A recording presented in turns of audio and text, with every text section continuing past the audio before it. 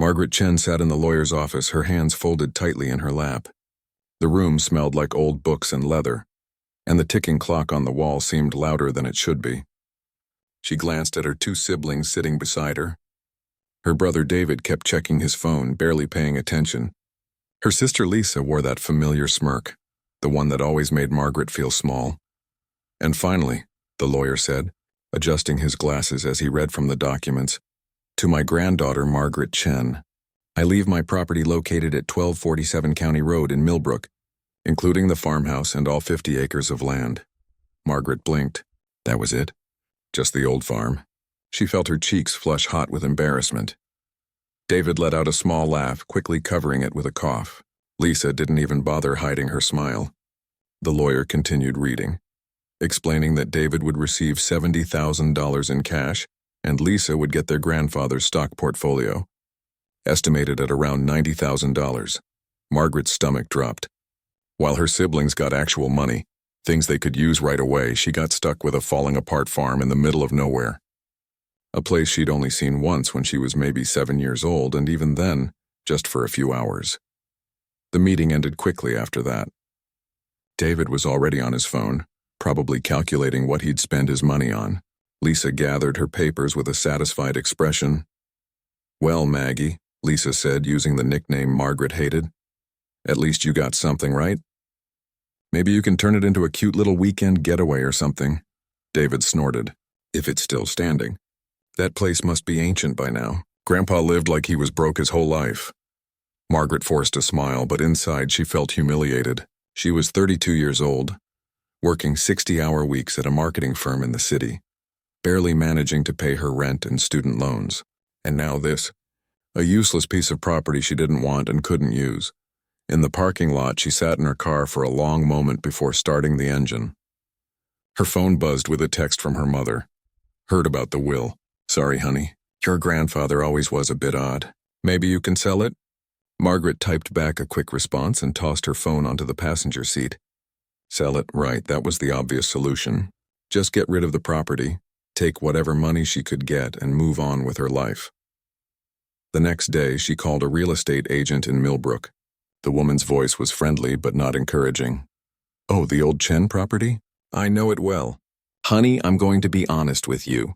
That land has some issues. There are easement disputes with the neighboring properties that have been going on for years. Your grandfather refused to resolve them, and now they're tied up in county records. It makes the property very difficult to sell. Not impossible, but difficult. And expensive to fix." Margaret felt a headache forming behind her eyes. What does that mean exactly? It means the access road crosses through someone else's property, and there's no clear legal right-of-way established. Anyone buying your land would have trouble actually getting to it. Most buyers won't touch a property with those kinds of complications. After the call ended, Margaret sat staring at her computer screen. She had a presentation due tomorrow, emails piling up, and now this mess to deal with. A property she couldn't even sell without spending money she didn't have on lawyers. That weekend, her friends tried to cheer her up over brunch. They meant well, but their sympathy felt like pity. "It's just so unfair," her friend Rachel said. "Your siblings get all that money and you get stuck with a problem."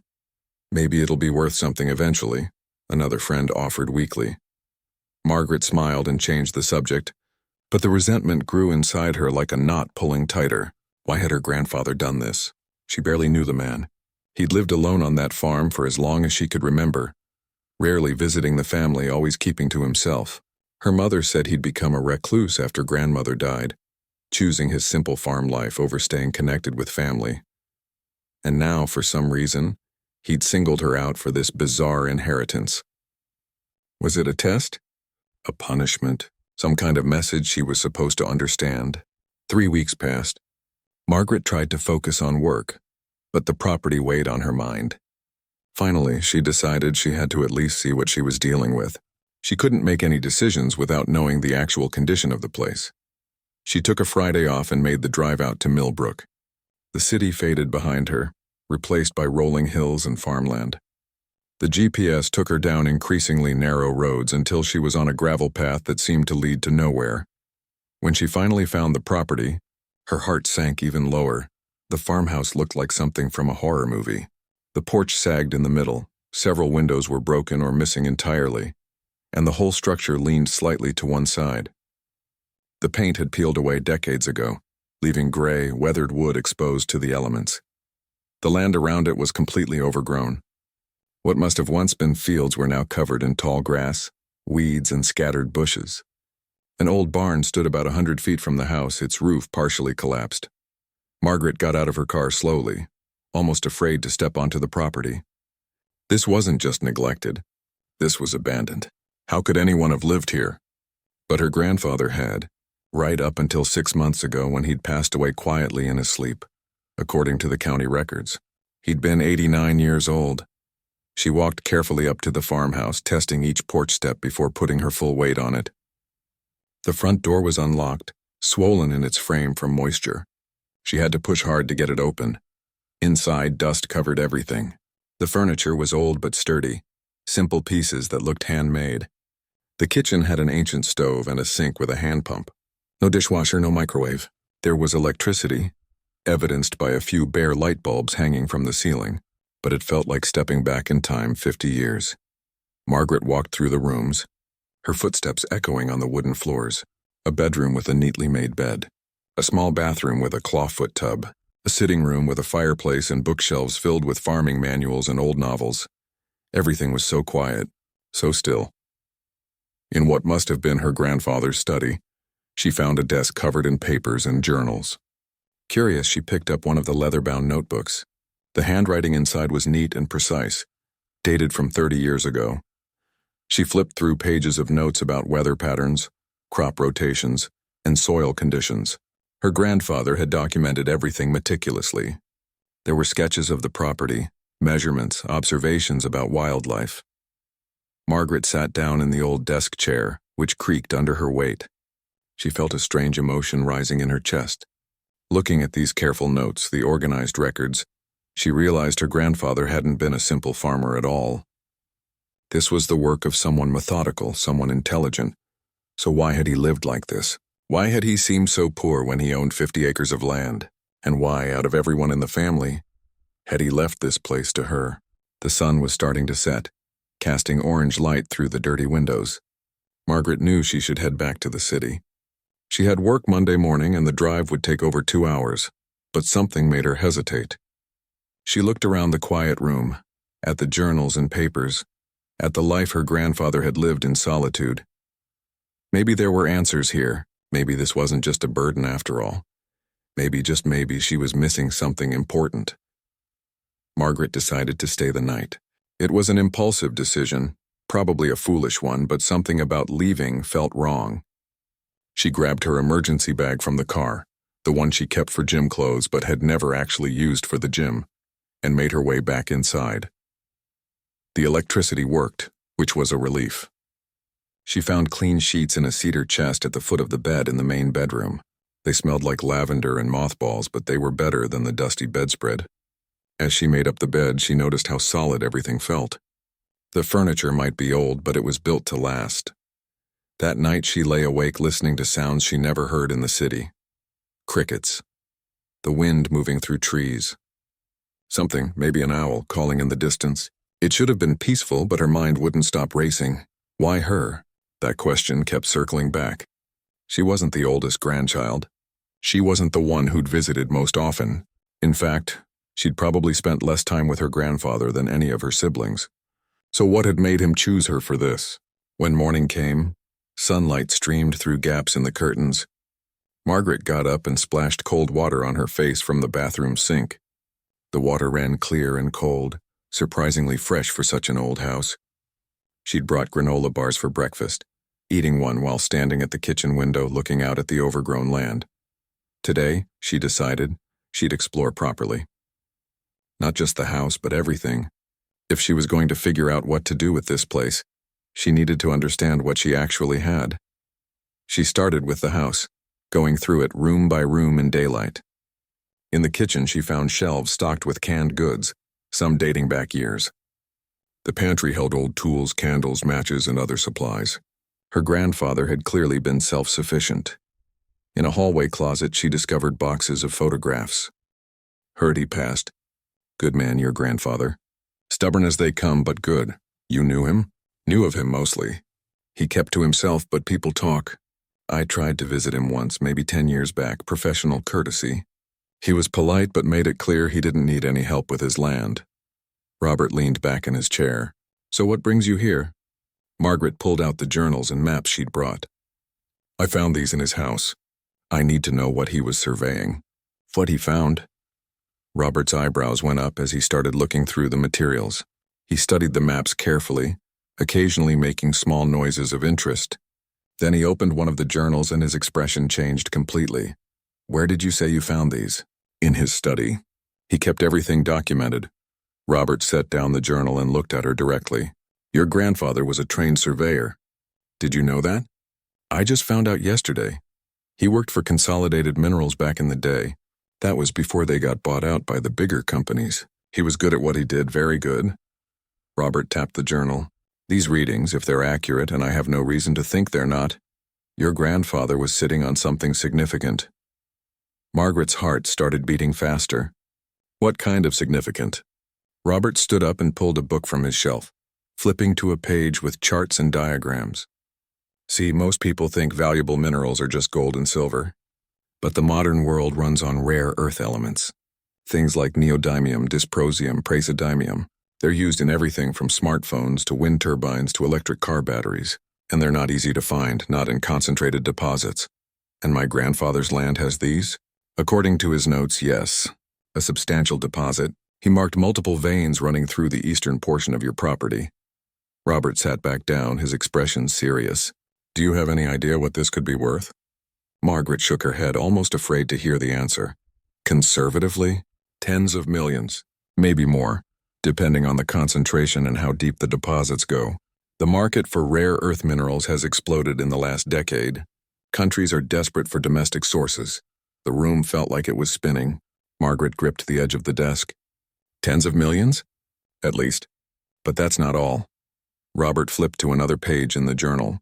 Your grandfather also documented an underground spring system. Look at these water quality tests. This is some of the purest, naturally filtered water I've ever seen analysis for. That alone could be worth millions in bottling rights. Margaret couldn't speak. She just stared at the journals spread across the desk. The question is, Robert continued, why didn't he ever develop it? A man sitting on this kind of wealth, living the way he did, it doesn't make sense unless he didn't want anyone to know. Margaret finished. He wrote about it in his journal. He said some things are worth more left in the ground. Robert nodded slowly. That sounds like him. There were rumors, you know. Companies sniffing around his property for years. He always turned them down flat. Some people thought he was crazy passing up that kind of money. What do I do? Margaret asked. The question came out almost as a whisper. That depends on what you want. I can help you confirm everything with proper surveys. We'd need to do core samples, run modern tests. But once we do that, once there's official documentation, other people are going to find out. Word travels fast in the geology community. Margaret thought about her siblings, about the way they'd laughed when she got the farm, about her corporate job and her tiny apartment, about all the time she'd worried about money, about retirement, about just getting by. And then she thought about her grandfather's words. Money changes people, ruins families. How long would the surveys take? She asked. With a property that size? A few weeks to do it properly. I can be discreet, but I'll need to bring in some equipment, maybe a small crew. Margaret made her decision. Do it. I need to know exactly what I have. They agreed on a price for the survey work, which made Margaret wince, but Robert assured her was fair. He'd start the following week. As she was leaving, Robert stopped her. One more thing. If I were you, I wouldn't tell anyone about this yet. Not family, not friends. Not until you know what you're dealing with and have a plan. Why? Because the moment people know there's mineral wealth involved, everything changes. You'll have mining companies calling, lawyers showing up, maybe even family members with their hands out. Get your ducks in a row first. Margaret drove back to the farm, her mind racing. She tried to imagine what tens of millions of dollars meant. She could pay off her student loans, buy a real house, never worry about money again. Her siblings would be furious when they found out. They'd probably try to claim they deserved a share. But was that what her grandfather wanted? He'd lived his whole life protecting this secret. He could have sold out at any time and lived comfortably. Instead, he'd chosen to live simply to keep the land untouched. Why? Back at the farmhouse, Margaret made herself dinner from canned soup she found in the pantry. As she ate, she reread her grandfather's journals by lamplight. One passage stood out. I've seen what mining does. Not just to the land, but to the people. Neighbors turn against each other. Towns get divided between those making money and those left behind. The land gets scarred, sometimes permanently. And for what? So someone can have a bigger house? A fancier car? I'd rather live poor and sleep well than live rich knowing what I destroyed to get there. Margaret set down the journal and walked outside. The sun was setting, painting the sky in oranges and pinks. She could hear birds settling in for the night. The air smelled clean like grass and earth. This land was beautiful. Wild and overgrown, yes, but beautiful. And her grandfather had spent 40 years keeping it that way. Over the next week, Margaret took time off work, telling her boss she needed to deal with family estate issues. She spent the days cleaning the farmhouse, exploring the property, and reading through every journal her grandfather had left. She found the keys to the cellar in the barn, hidden in a coffee can on one of the shelves. When she finally opened that metal door, she found a storage area filled with carefully labeled rock samples, more maps, and boxes of test results. Her grandfather had been methodical about everything. There was also a folder labeled Legal Documents. Inside were papers showing various attempts by companies to buy the land or claim mineral rights. Her grandfather had fought them all successfully, but the paperwork revealed something troubling. One company, called Northridge Mining Corporation, had been particularly aggressive. They'd tried multiple legal strategies to get access to the property, and according to the dates, they'd attempted to contact her grandfather as recently as 2 years ago. Margaret photographed all the documents with her phone. Something told her she might need them. Robert and his crew arrived the following Monday. They were professional and quiet, taking soil samples, doing surveys with equipment Margaret didn't understand, and drilling narrow core samples in locations marked on her grandfather's maps.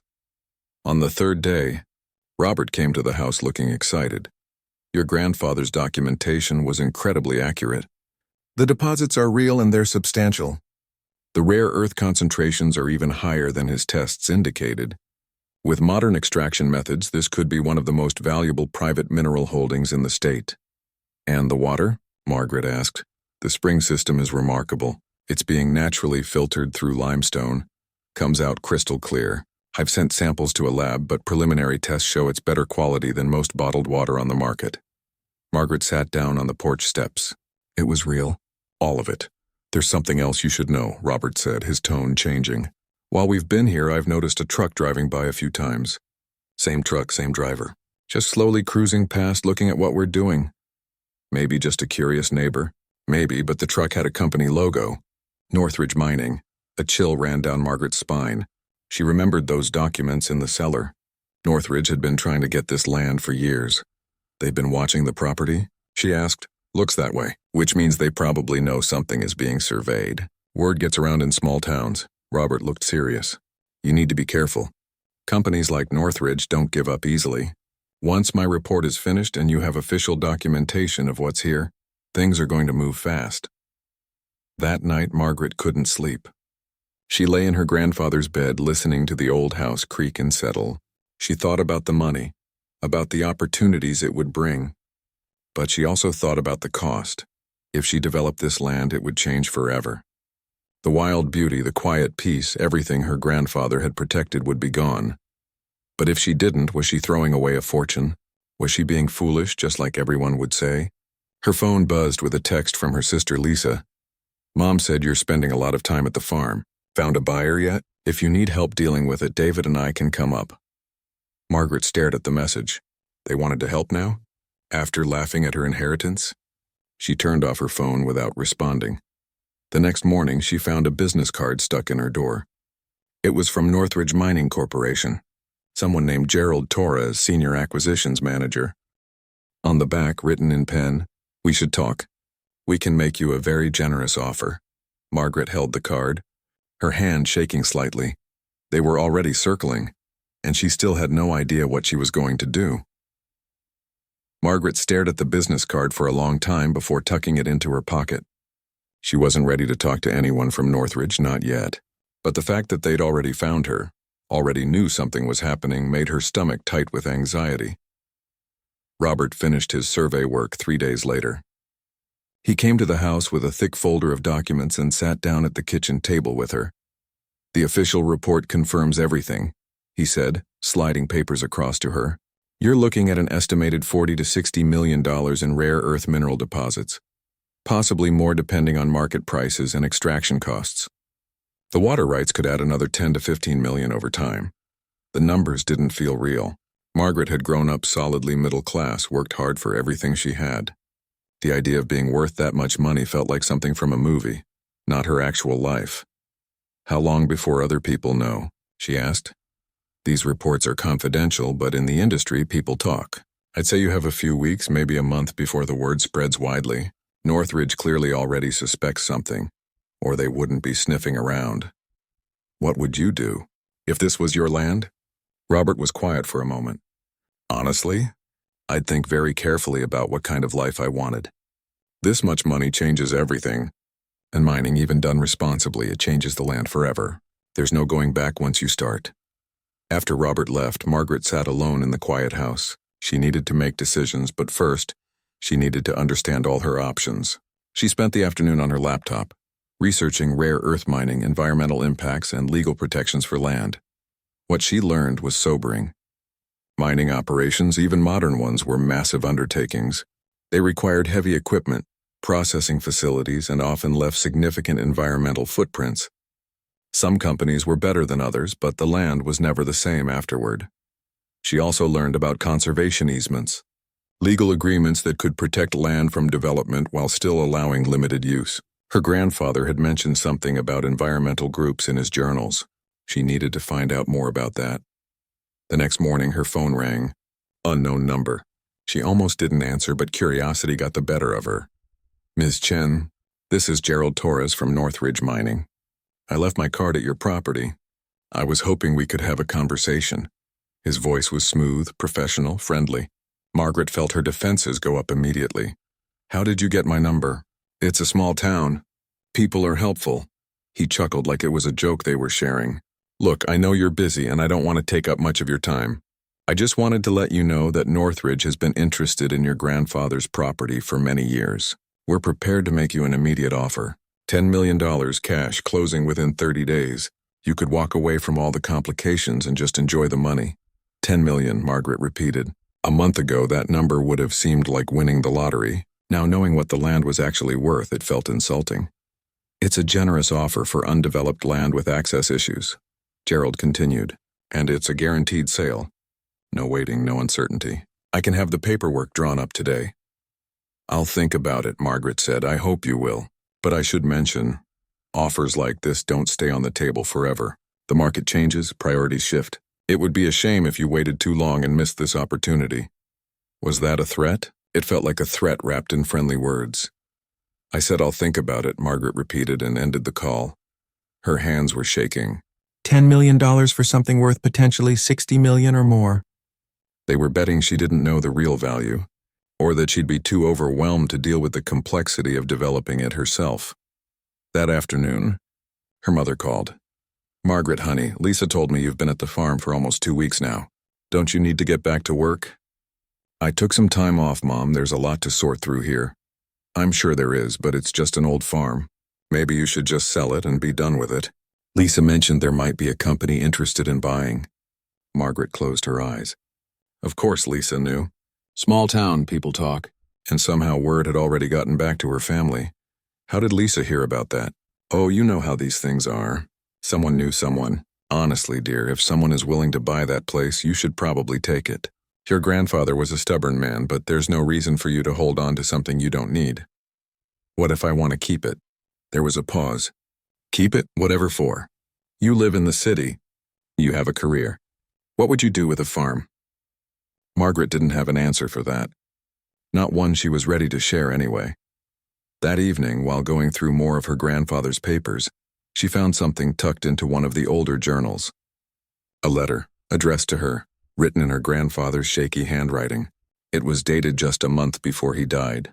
"Dear Margaret," it began.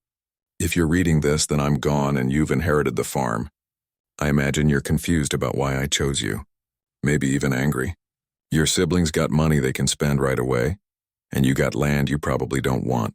I'm sorry for that confusion, but I had my reasons. I've watched you over the years, even though we didn't spend much time together. You're different from your brother and sister. They're good people, but they see the world in simple terms. Money is money, success is success. You question things. You think about consequences. You understand that some choices can't be undone. By now, you've probably discovered what's under this land. You know it's valuable. You also know that getting that value means destroying something that took millions of years to create. I couldn't make that decision for you. I thought about taking the secret to my grave, letting the land pass through probate and eventually be sold to someone who'd never know what was here. But that felt like cowardice. So instead, I'm giving you a choice I never gave myself. I made my decision 50 years ago and never looked back. I don't regret it, but I also know I'm not you. You have your own life, your own dreams, your own needs. Maybe you'll need that money. Maybe you'll choose differently than I did. That's okay. I trust you to make the right choice for yourself. Whatever you decide, know that I'm proud of you. You've become a thoughtful, intelligent woman. The world needs more people who stop to think before they act. Take care of yourself, sweetheart, and take care of the land however you see fit. Your grandfather. Margaret read the letter 3 times, tears streaming down her face. He hadn't been punishing her. He'd been trusting her, giving her something he'd never had, the freedom to choose. But that freedom felt like a weight. Over the next few days, things escalated quickly. David called, asking pointed questions about the property value. Her boss emailed, asking when she'd be back, with an undertone suggesting her job might not wait forever. And Gerald Torres from Northridge called twice more, each time with slight variations on his offer, each time with a little more edge to his friendly tone. Then Lisa showed up unannounced. Margaret was in the garden, pulling weeds when her sister's car pulled up. Lisa got out wearing heels and a business suit, completely inappropriate for a farm visit. "So this is the famous property," Lisa said, looking around with barely concealed disdain. "Looks like a dump. What are you doing here, Lisa?" "We need to talk." "Can we go inside?" In the kitchen, Lisa got straight to the point. "I heard there's a mining company interested in this place. I heard they're offering serious money." "Where did you hear that? Does it matter?" "Look, Maggie, if this land is actually valuable, David and I deserve a share. We're family too. Grandfather clearly wasn't thinking straight when he made that will. He was old, probably confused." Margaret felt anger rising in her chest. He wasn't confused. He knew exactly what he was doing. Did he? Because it seems pretty obvious he should have split everything equally. This isn't fair. Fair? Margaret stood up. "You got cash. David got stocks. You both laughed at me for getting this place. You called it the loser's prize, remember?" Lisa had the decency to look slightly embarrassed. "We didn't know it was valuable then, and that's exactly the point. You didn't care about this land until you thought there was money involved. Grandfather knew that. He knew exactly who would protect this place and who would just sell it to the highest bidder. So you're keeping it? You're really going to be that selfish?" "I haven't decided what I'm doing yet. But whatever I decide, it's my decision, not yours." Lisa stood up, her face flushed. "Fine, but don't be surprised when you hear from our lawyer. If that land is worth what people are saying, we're entitled to a portion." After she left, Margaret sat in the quiet kitchen, shaking. So it had come to this. Her own family was already turning against her, just like her grandfather had predicted. Money ruins families. That night she walked the property under the stars. The land was peaceful, untouched, wild. She thought about what it would look like with mining equipment, with trucks and machinery and processing facilities. She thought about the money, about never having to worry about rent or bills again. She thought about her grandfather living simply by choice, protecting something he believed was worth more than wealth. And for the first time, she started to understand what he'd meant. The next morning, Margaret made some calls, first to a lawyer, to understand her legal position regarding her siblings' potential claims. The lawyer assured her the will was solid, but warned her that family lawsuits, even unsuccessful ones, could be costly and painful. Then she called an environmental organization she'd found mentioned in her grandfather's papers. They'd been working with him on something called a conservation easement, though it had never been finalized before he died. The woman she spoke with, named Patricia, sounded excited to hear from her. Your grandfather was a remarkable man. He wanted to protect portions of the land permanently, but he ran out of time to complete the paperwork. Are you interested in continuing that work? Maybe, Margaret said. I need to understand my options. All of them, of course. Why don't you come to our office? We can discuss possibilities. As Margaret ended the call, she realized something had shifted inside her. She wasn't just reacting anymore. She was starting to plan. She pulled out the business card from Northridge Mining and looked at it one more time. Then she tore it in half and threw it in the trash. She wasn't going to be rushed into anything. Not by mining companies, not by her family, not by anyone. This was her decision to make, and she was going to make it right. Margaret sat at the kitchen table with papers spread everywhere. Legal documents, environmental reports, financial projections. It had been 3 weeks since she'd torn up the Northridge Mining card, and now she needed to figure out what came next. She'd met with Robert again, along with some other consultants he recommended. People who understood sustainable development, who'd worked on projects that balanced profit with environmental protection. Each conversation had opened her eyes a little more. The thing that stuck with her most was something an environmental engineer had said. His name was Vincent, and unlike every other person who'd tried to talk to her about the property, he didn't lead with money. What do you want this land to look like in 50 years? He'd asked. The question had caught her off guard. Everyone else asked what she wanted to do with the land now. How much money she wanted to make. When she wanted to sell. No one asked about 50 years from now. I want it to still be beautiful, she'd finally answered. I want someone to be able to stand where I'm standing and see what my grandfather saw. Vincent had nodded like that made perfect sense. Then he'd shown her something that changed everything. A plan for selective, minimal-impact mining, small operations, careful extraction, immediate land restoration. It would take longer, cost more, and make less money than traditional mining, but the land would survive. You could mine about 30% of the rare earth deposits using these methods, he'd explained. Leave the rest untouched. You'd still make somewhere between 25 and 35 million over about 10 years. That's after all costs. And the parts you mine, we restore them. Native plants, soil reconstruction, the works. Margaret had stared at the numbers. Even the low end was more money than she'd make in 3 lifetimes at her corporate job. And the water? She'd asked. The spring could be bottled sustainably. Limited extraction, high-end market, minimal facility footprint. Done right, it would provide steady income and create jobs without harming the water table. Maybe another 1 million or 2 annually. Now, sitting in her grandfather's kitchen, Margaret pulled out a fresh notebook. She'd made her decision, but she needed to write it down, make it real. At the top of the page, she wrote, the plan. First, she'd work with Vincent's company on sustainable mineral extraction, limited operations, maximum environmental care. Second, she'd partner with a small ethical water company. Third, and this was the part that felt most important, she'd place 60% of the property under permanent conservation easement. Those acres would never be developed, never be mined, never be touched. They'd stay wild forever. She called the environmental organization that had been working with her grandfather. The woman who answered, Patricia, sounded thrilled. This is exactly what your grandfather wanted to do, Patricia said.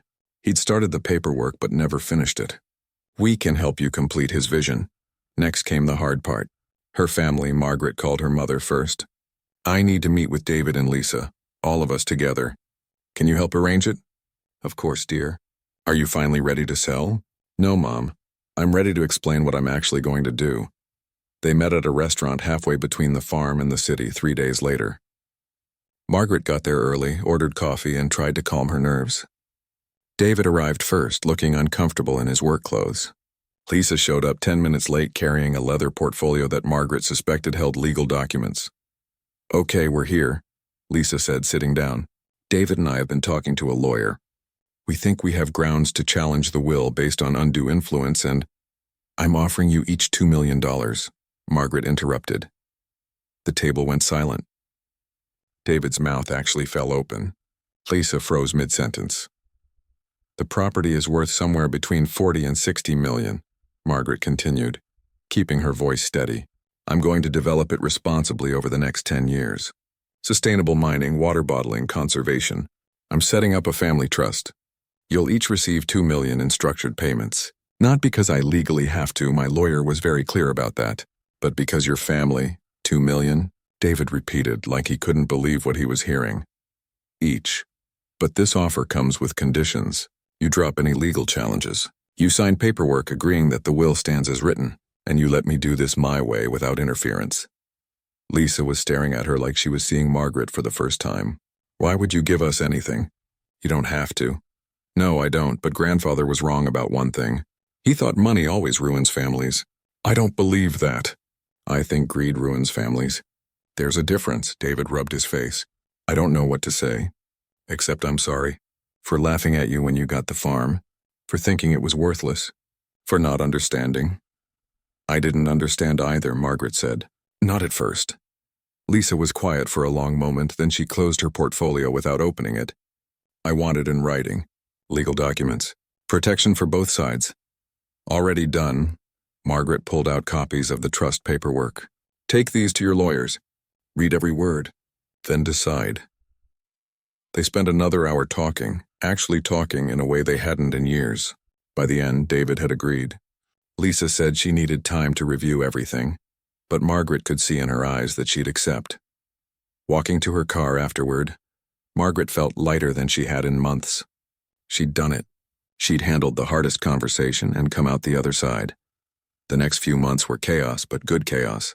Margaret gave notice at her job, and her boss tried to convince her to stay. But she was done with that life. Done with the city, done with work that didn't mean anything to her. She moved into the farmhouse permanently. Spent weekends stripping old wallpaper and repainting walls. The house slowly came back to life under her care, and she found herself enjoying the physical work in a way she'd never enjoyed sitting in an office. The mining operation started small. Vincent's crew came in with specialized equipment that looked nothing like the massive machines she'd imagined. They worked carefully, testing and extracting in a way that reminded her of surgery rather than destruction. Local people got hired for the work. Margaret made sure of that. These were jobs for the community that had surrounded her grandfather for 40 years, people who'd respected his privacy and his choices. The water operation was even smaller. A modest facility, barely visible from the road, employing 15 people.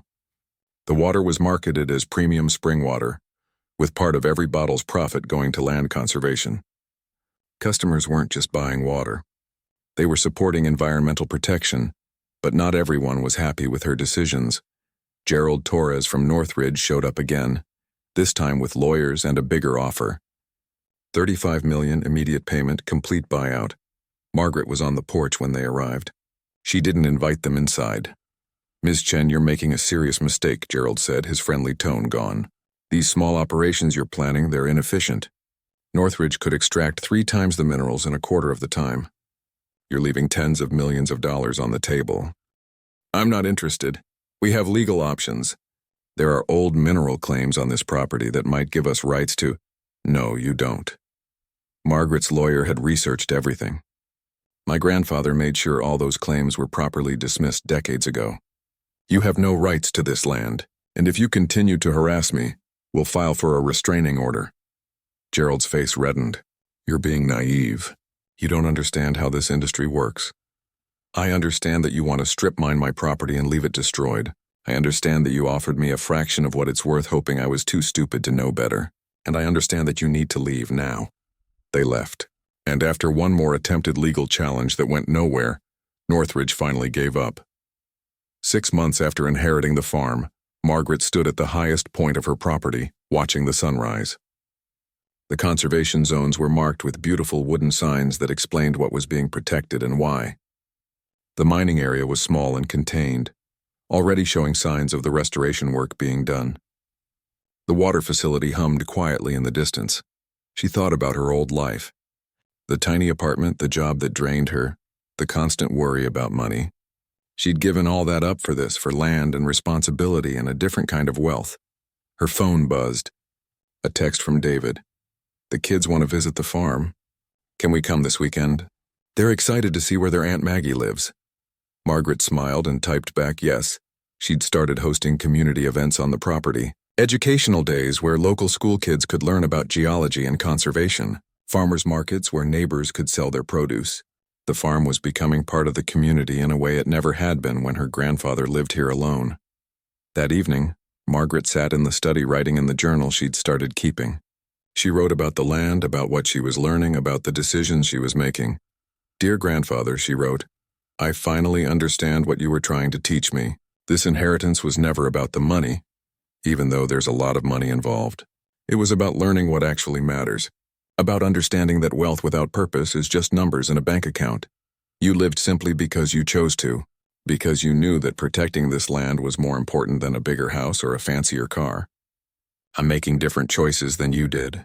I'm developing part of the land, bringing in money, sharing it with family. But I'm doing it your way, carefully, thoughtfully, with respect for what this place is and what it could be. Thank you for trusting me. Thank you for believing I'd figure it out. I hope I'm making you proud." She closed the journal and walked outside. The night air was cool and clean. Stars filled the sky in a way they never did in the city. Somewhere in the darkness, she heard an owl calling. Margaret thought about the first day she'd stood on this porch, angry and resentful, certain she'd been cheated. She thought about how much had changed, how much she'd changed. The farm wasn't a punishment. It was the greatest gift anyone had ever given her.